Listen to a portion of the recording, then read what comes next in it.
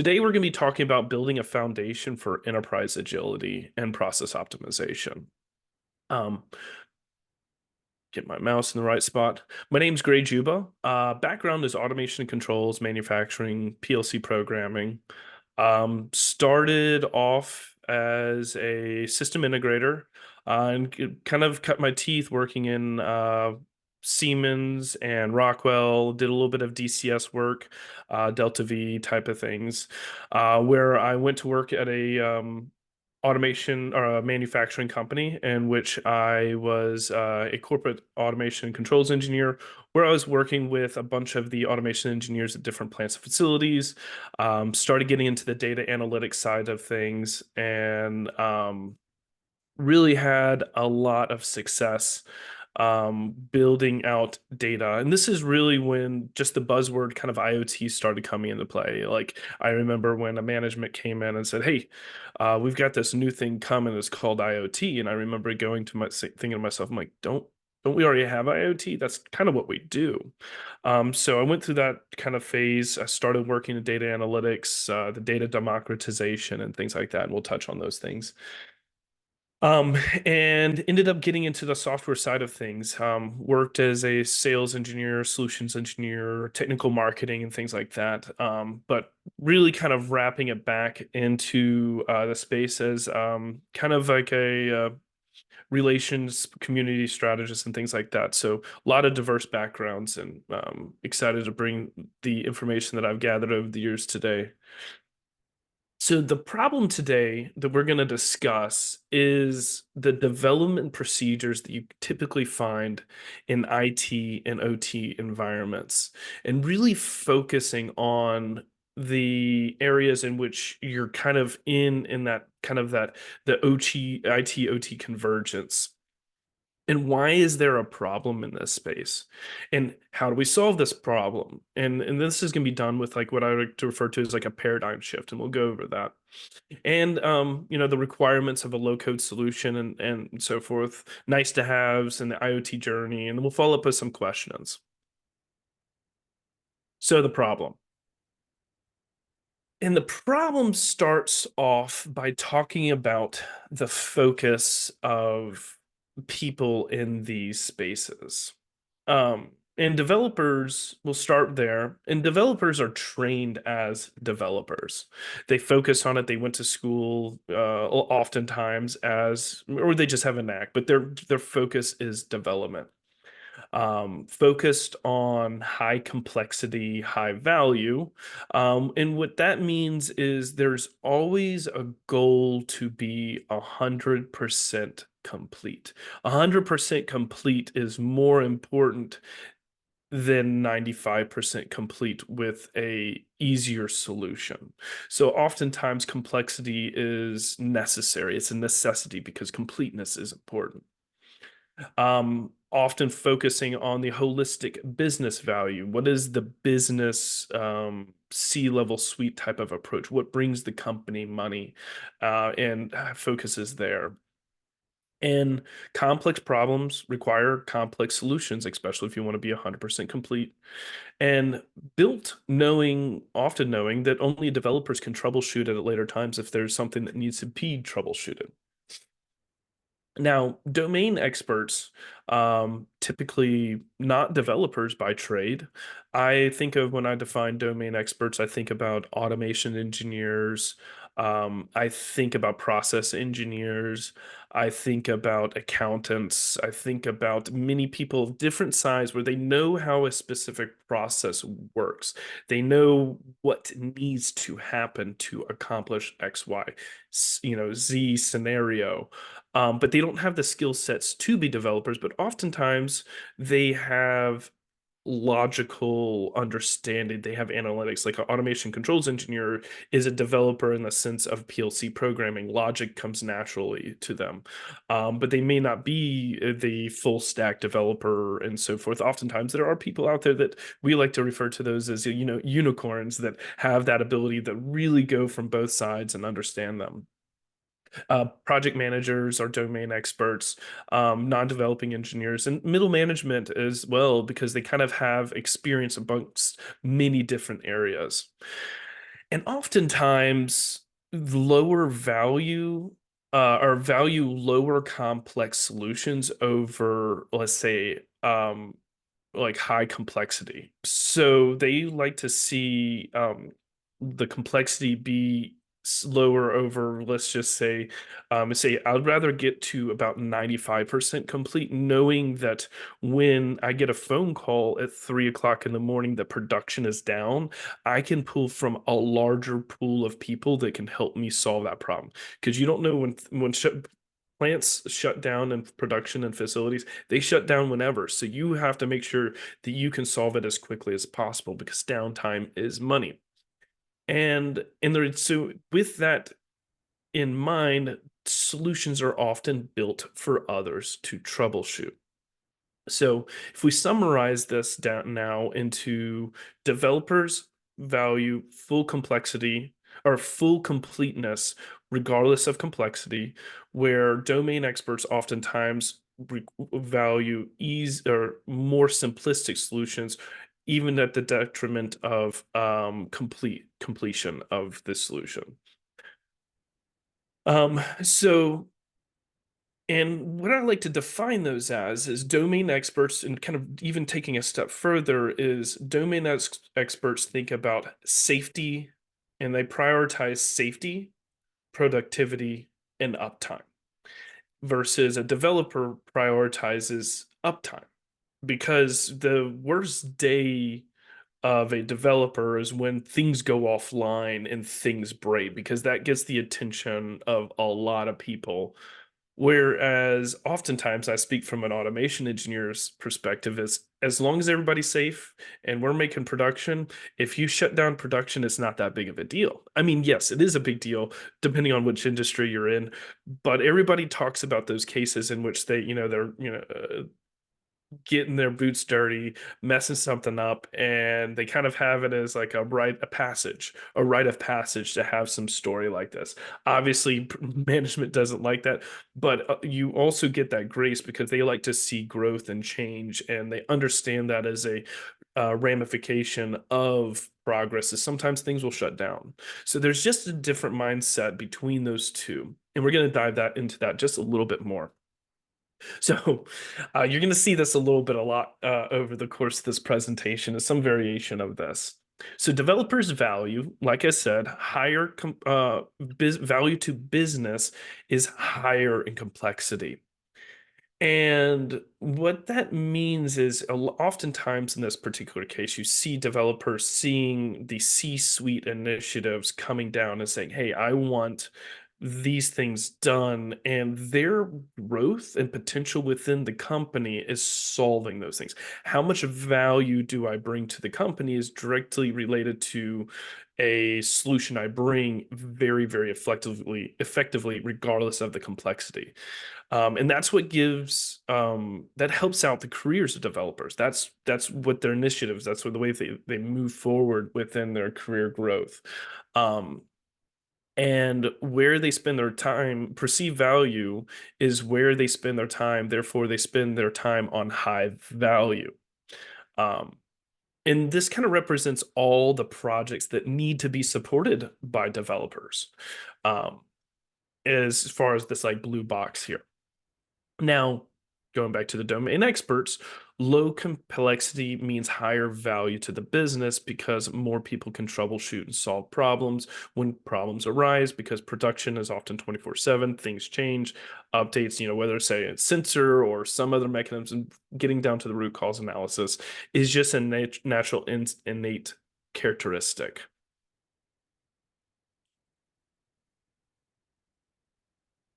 And the customers of these domain experts oftentimes are like department heads and plant managers and so forth.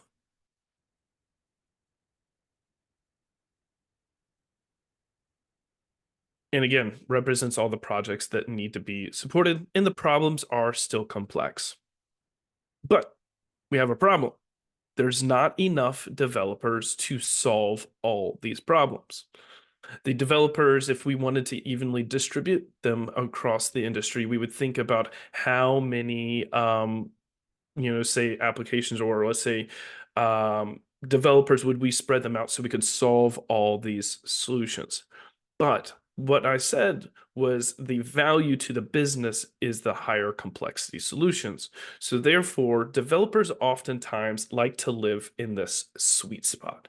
This is where they can get a lot more value. They want to pick solutions. They want to be the owner of a project. They want to be the go-to person on a specific in to some extent their domain of expertise, and they want to make this their career instead of something that may be more multiple, let's say, smaller solutions with lower complexity. They don't want to have a bunch of lower complexity things. They would rather have one higher complexity thing that they manage.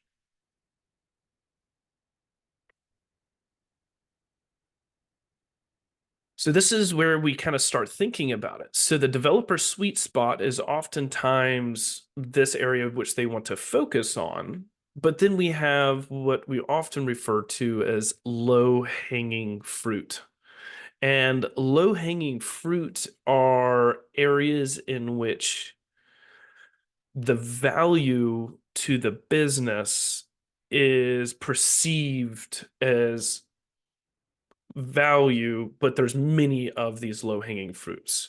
And there's value there, but it's not complex and to solve. And oftentimes it really sometimes will be complex. And this is perceived value to the business is lower. And the value to the business of the C-level suite is these, perceived easy accomplishments. And this sometimes gets very, very, very, very complicated for these developers to pick up because they're like, I first of all, you see this as low value. Why would I want to go and do a low value problem? And so getting these developers to come over and say, hey, focus on this is often difficult. And the reason because of this is again, the value to the company, higher complexity, higher value in perception. So how do we shift this? How do we shift this problem? How do we get the attention of more people to help come in and become focused on this low-hanging fruit?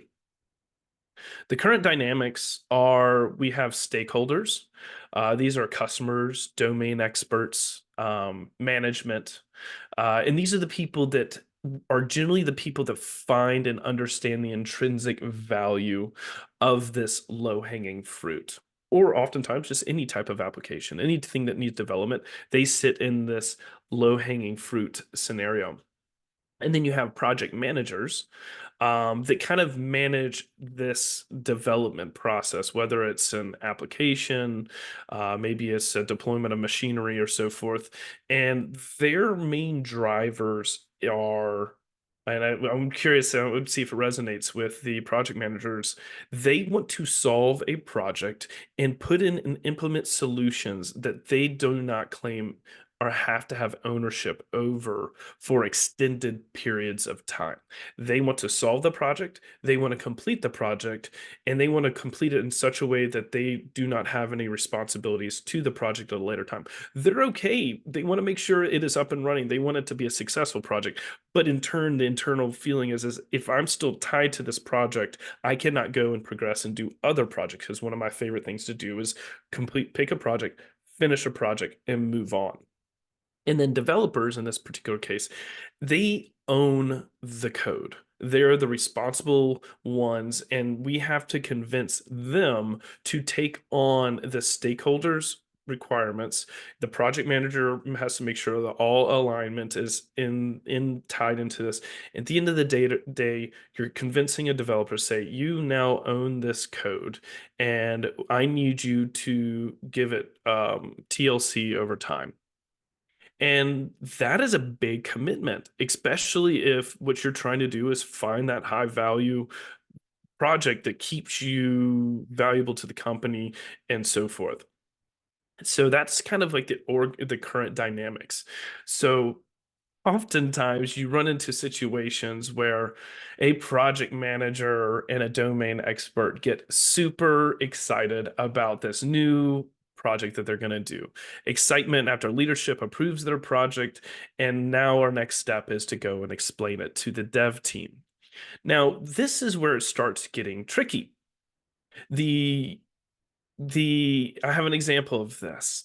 And I, going back to one of my roles, I was living as when I was as a corporate automation controls engineer, I was living in the group that was the IT OT convergence group.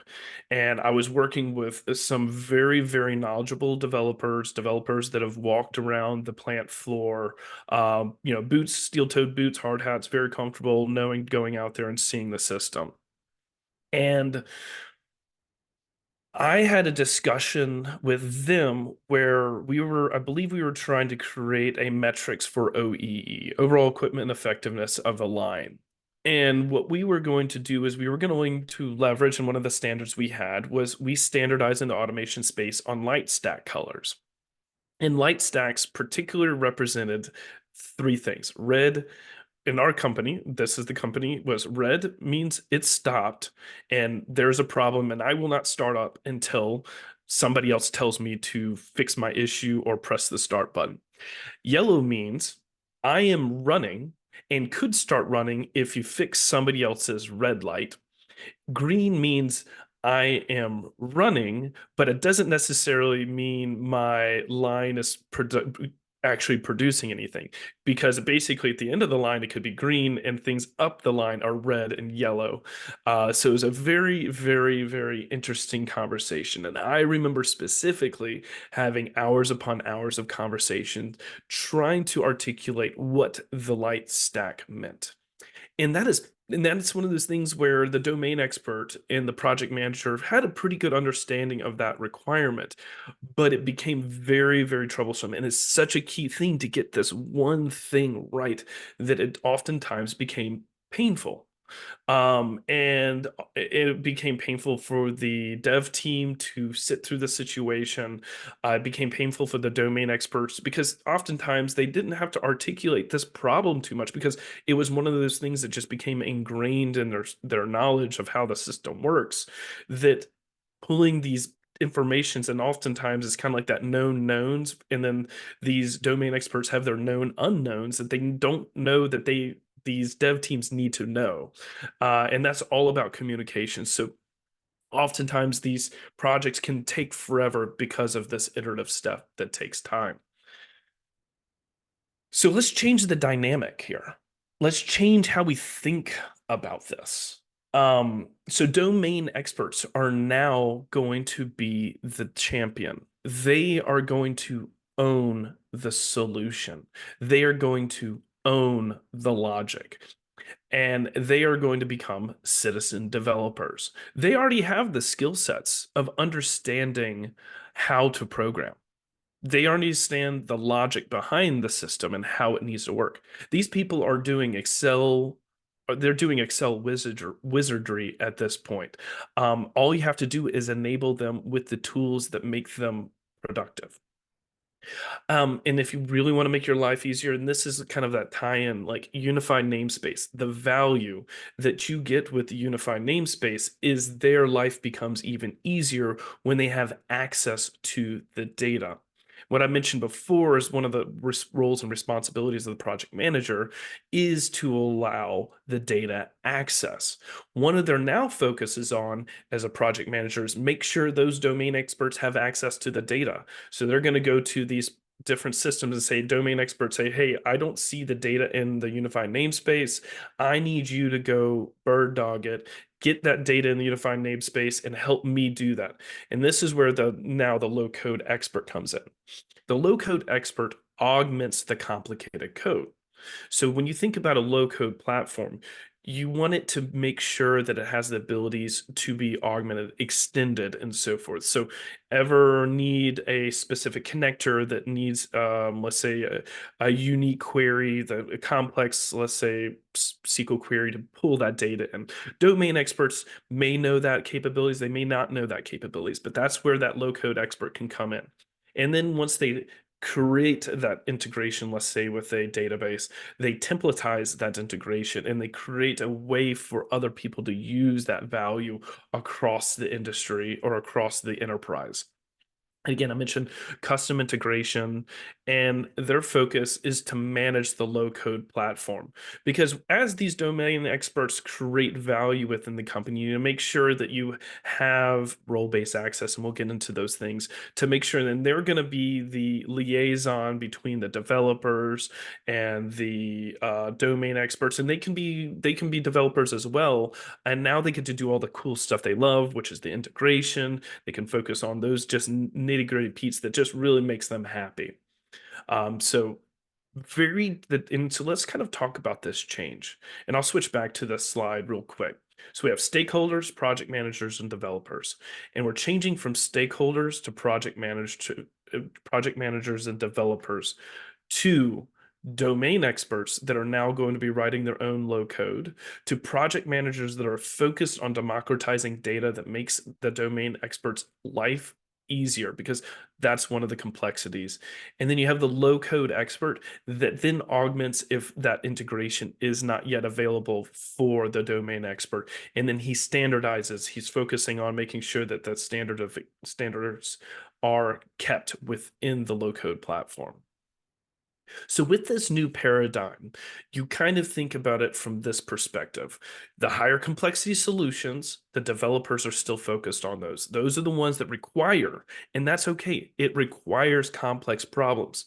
Whereas low code and domain experts are okay with moving things at iterative paces of five, let's say I'm going to get it to 95%. I'm going to move it to the 96%. I'm going to move it to 97%, because that last 5% is built into their head. The domain experts knows what that little last piece is, and they didn't know what that little last piece was until they got to it. And they are now capable of solving their own problem, because what happens is once a project has been completed from a developer standpoint, they're going to move on to other things. They would like to move on to other things. So let them. And now the domain expert, if they're all working in this low code platform, they're all focused on building in an area where everybody can use that tool. So there are domain experts focusing on low code, and you have project managers that kind of dictate whether or not things need to be done in low code or do they need to be done in high code. And that is kind of the dichotomy and how we need to switch everything within this space. Um, Let me make sure, look at my notes, make sure there's nothing that I didn't miss that I want to touch on.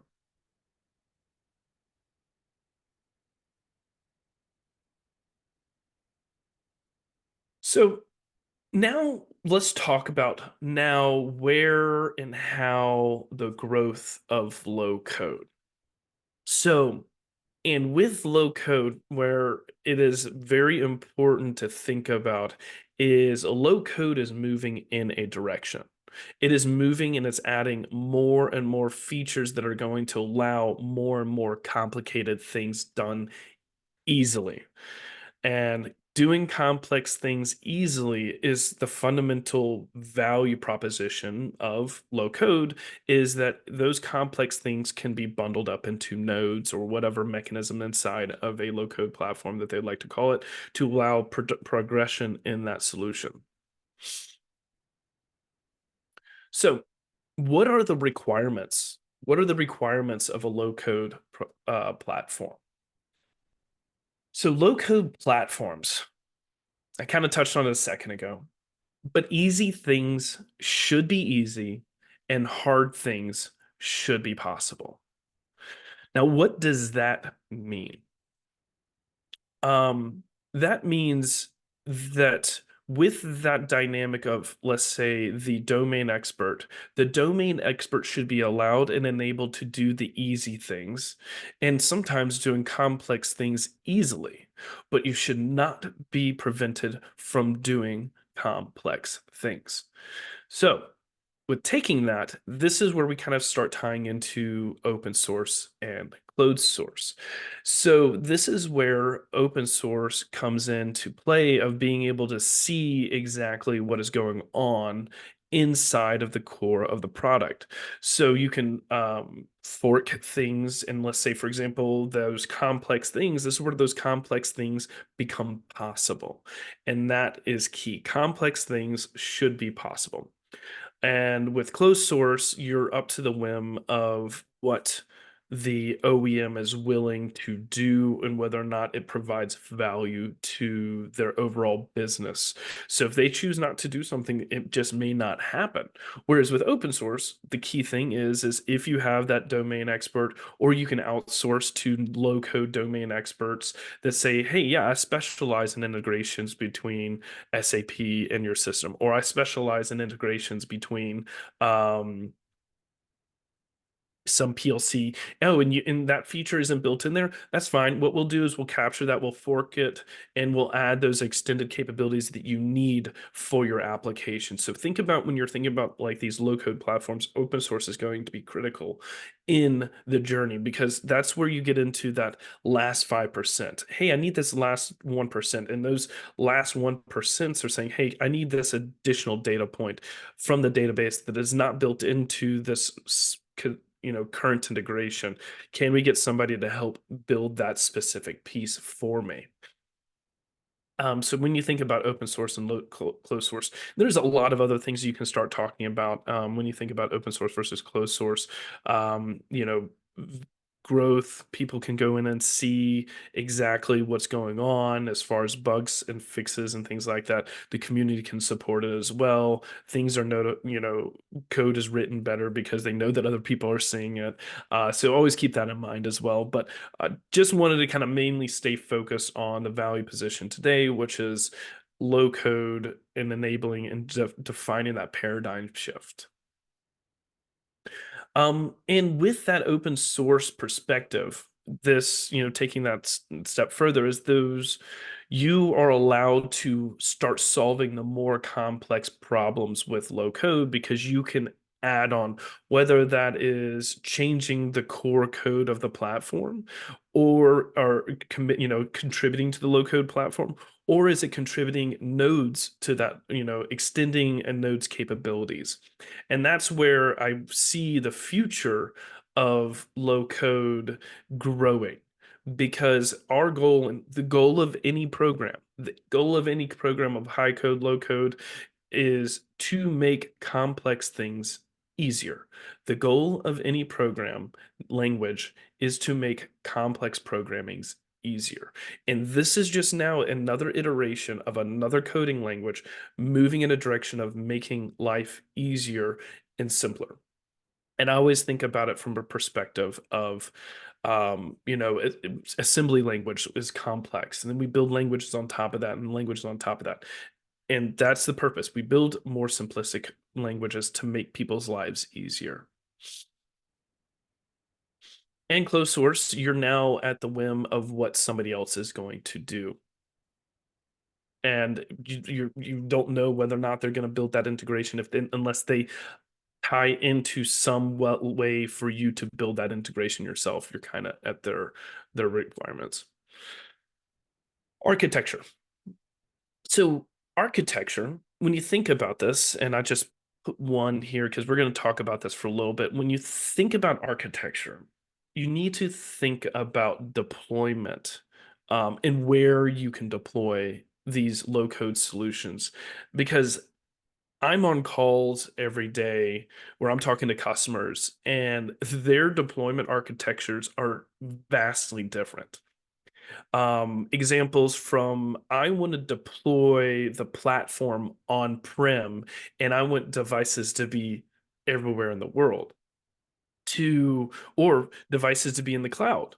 Or what I want to do is I want to deploy in the cloud in my own AWS infrastructure, or my own Google infrastructure, or my own Azure infrastructure. You need to make sure that you have a platform that has those capabilities. And you should be thinking about that capabilities of where that platform should be able to be deployed. And when I deploy the platform, I need to be able to have low code in that situation, as well as deployed in a distributed system as well outside of the platform and being able to manage those locations. Because one of the things, especially in the OT space, is because of cybersecurity, I won't get into the topics of what is the right way of doing it, but oftentimes, based off of how we manage a opposite of like a zero trust in type of environment, I guess it is more of like a is where it's basically say we lock down and we only whitelist things to get through, and with that requirement of those systems and OT environments, we're behind firewalls and there's segmented networks, and then we do port forwarding and so forth. Sometimes what you need is to have that low code platform right next to the solution in which it's capturing data. But you then also want to be able to manage that low code platform from anywhere in the world, or that low code application or runtime anywhere in the world. So you need to think about it from this perspective. I want to be able to access that low code solution anywhere in the world securely while also having the application run as closely to its system as possible. And that's one of the things that we at FlowFuse do very well. It's something we strive to make sure that as easily as possible. But there's also just different deployment mechanisms. There's always key. Um, if you have any questions, please drop those in the comments there, because I know there's so many things about architecture that people are going to be curious about. And additional features, like I said, remote access, being able to access these devices because they are needing to be deployed at the edge, behind firewalls, or anywhere in, like I say, in a traditional IoT environment. Being able to remote access them is key in making that life a lot easier, as well as sharing knowledge across teams. So when I say share means sharing knowledge, is how are you going to s- templatize applications or processes that are key to a low code, let's say a domain expert's experience. So if you have your or let's say your low code expert, he needs to templatize things so that he can share that knowledge across all of his teams. Then, with that, being able to share that across all the teams, is you want to think about multi-tenancy. Because if you think about an enterprise network, you're going to want to be able to have a multi-tenant. So when I say multi-tenant, it comes in two folds. You could separate multi-tenancies into plants across multiple enterprises, where you can do role-based access to say, in this plant, user A has access to all of the ability to build things out, while also being able to access another plant, but they don't necessarily have the ability to change things there, but allows them to read and view the solutions at that particular location, export valuable knowledge, and bring that into their own environment. So it's saying, hey, you can come take a look at my flows. I'm doing that here on this particular flow or this different system. Come use that as an example for yourself. Next thing is code development. You want to think about how can you have multiple people working on the same application as quickly as possible. That's something that you need to be thinking about. And that's something that with the latest release of Node-RED 4, being able to do code development is coming. Right now, it's in the earlier stages of seeing where people are code developing or people are looking at the same flow simultaneously. That is out there now. And being able to then kind of merge these changes as people are code developing. So things like that are coming. Mentioned role-based access, and that kind of ties into the multi-tenancy and things that you want to kind of focus on how that's going to bring it into your environment. That's role-based access tied into integration, whether it's LDAP or SSO or so forth, and being able to make sure you have that integration as well. Things you should be focusing on. And then last but not least, if you're leveraging their cloud, you want to look at SOC 2 type 2 compliance. And that means that they are compliant with storing and saving your data if you're leveraging their cloud in a way that is compliant and secure and applies to the compliancy there. So keep that in mind. There's SOC 2 type 1 and type 2. Usually SOC 2 comes after type 1. FlowFuse is SOC 2 type 2 compliant. So the journey. This is the thing that kind of summarizes. Why does all of this matter? Why do you need to digitally transform? Why do you need the unified namespace? Why do you need these things? Because oftentimes I struggled with this myself, is thinking about it from the perspective of where does value come? And you think about movies, and I'm just thinking to myself is when you watch a movie poster and communicating the value or what you're going to get out of the movie, you know what the end goal is going to be. Rescue the hostage, rescue this, get the data, make value. So the end goal of all of these things is data democratization. So therefore you can enable domain experts. And let me tell you and give you an example of what data democratization. I even saw an example on this today on LinkedIn, where it was basically the telephone game. And if you're not familiar with the telephone game, it's basically when you have a line of people and they're all facing one direction. And in this particular telephone game, I'll give an example, is the person behind the person will whisper something in their ear, in which they will then whisper that information into the next person's ear. And when that happens, as data travels through a monolithic structure, which is like the pyramid that you see where it's like PLC, SCADA, and so forth, all the way up to ERP and MES, so forth, is those are point-to-point communication. The data plays a telephone game that transforms what it actually means, whether we're going to bucketize the data in daily sense or whether we're going to change the naming conventions for those things slightly as it grows.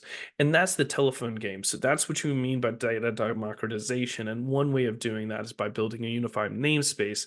And the value of that is that you will enable domain experts to access and create value to their local domain, their value, their application. And if they ever need to reach out, what they'll do is call a low code expert that says, "Hey, I need this specific integration so I can capture this data." And when these domain experts start creating value, they should be putting the value back into the unified namespace. And what we do is you do that through, let's say, blue check mark, blue check marks are what is approved by the low code platform management solution. What are the blue check marks? And then what are the things that are created by these domain experts to be shared across the industry? We're getting close to the end, and then we'll kind of take some questions and we'll go from there. So, again, why do you need to digitally transform? And I posted this meme on LinkedIn, automation controls subgroup inside of LinkedIn or group in LinkedIn, and it took off. And it was because I had a visceral response, and I've always had a visceral response when somebody says low code. Because oftentimes, like I said, low code to management seems simple and low value, and that it should just be easy to be done. The process engineer always gets excited because they're like, oh, low hanging fruit. And then the data access and security approval IT get in the way to achieving those goals. And it becomes a lot more complicated. And people like process engineers will be skeptical to taking on low hanging fruit in these cases because they are scared because it's burned them before. So if you define something as low hanging fruit, it is difficult to achieve. Now, on the opposite side of this, if you are a system integrator or you are a engineer, automation or control engineer or domain expert in a different facility of the company, and part of your solution should be say, I'm going to set up a unified namespace and then I'm going to attack low hanging fruit. Then you're going to say, okay, then I'm going to separate these into two different solutions and say, I can solve this low hanging fruit if you give me access and we put this data into a unified namespace or some mechanism or structure in which everybody can have access to it. So the wrap up of all of this is making a way and a pathway for domain experts like process engineers to gain access to data. And that's once they have access to the data, then leveraging a low code platform is their go to solution. So I hope this was valuable. Let's take some questions now. I think I'm not seeing any questions come through. Maybe from a process engineer, maybe there's some thoughts. Please feel free to drop them in the chat. If not, we'll kind of do some closing out.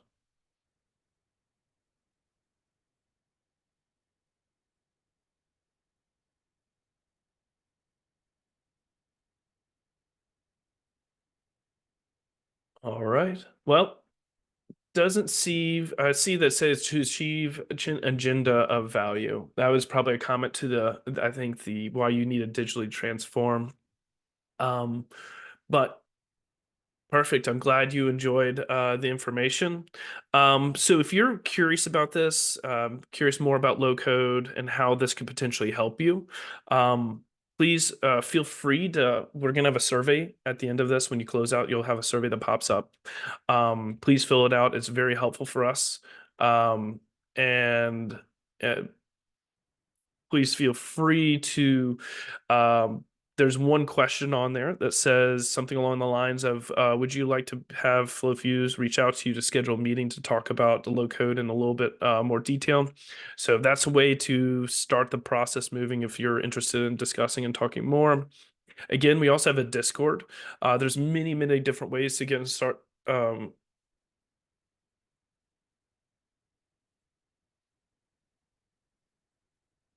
Well, I'll get to that question in a second, and we do have a question coming through. Yes, I will be sharing the presentation. You'll be able to download the presentation from our website, flowfuse.com.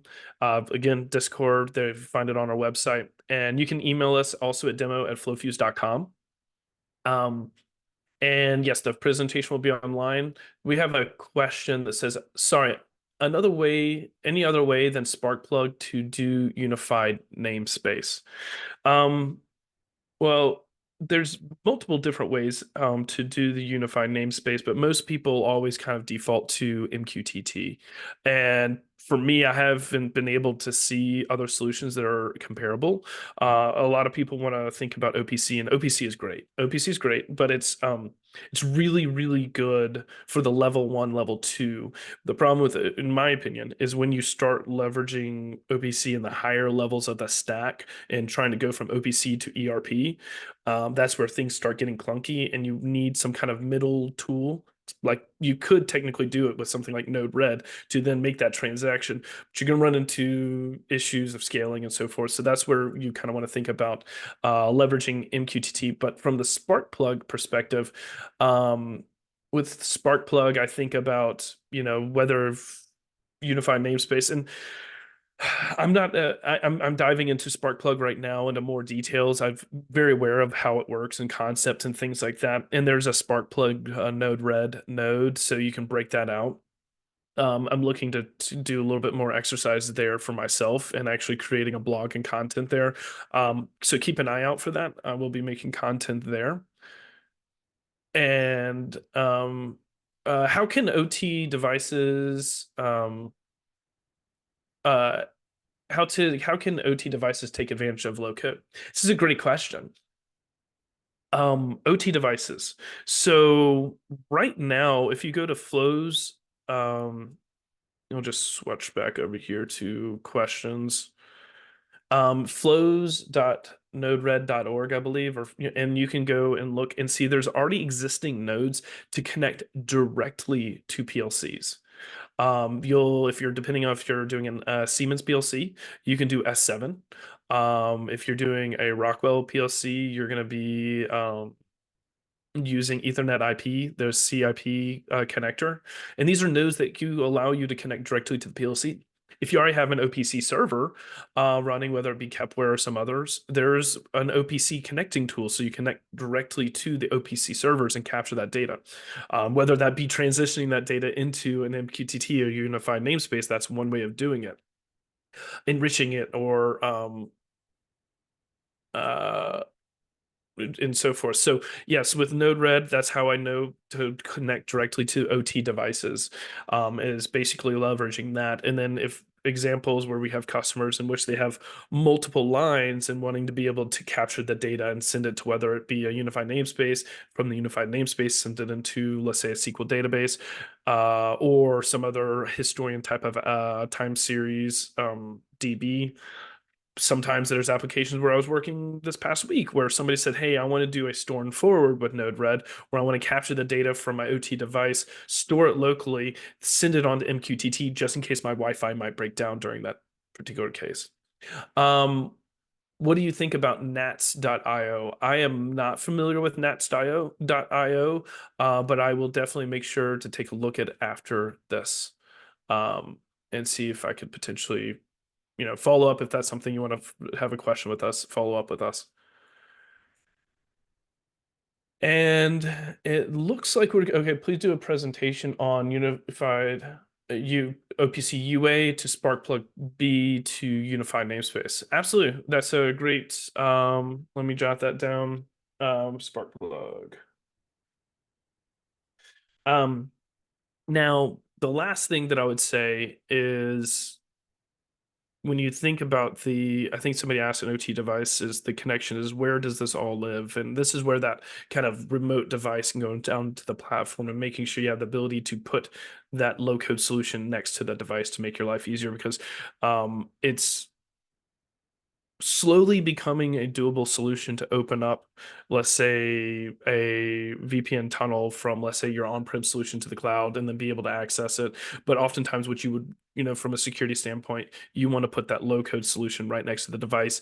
And so, therefore, you don't have to, if there's specific protocols or so forth, you don't have to create firewall rules to extract that data out. But yes, I will definitely look at the Sparkplug B to unify namespace and bring that into light. I actually created an issue to make sure that we create a blog or content around that. But well, we're ending about 10 minutes early. If you have any additional questions, please feel free to reach out, fill out the survey, drop your questions in there. And just want to say thank you for joining us today and look forward to your journey in the low code platform solutions. Have a wonderful day and thank you for joining.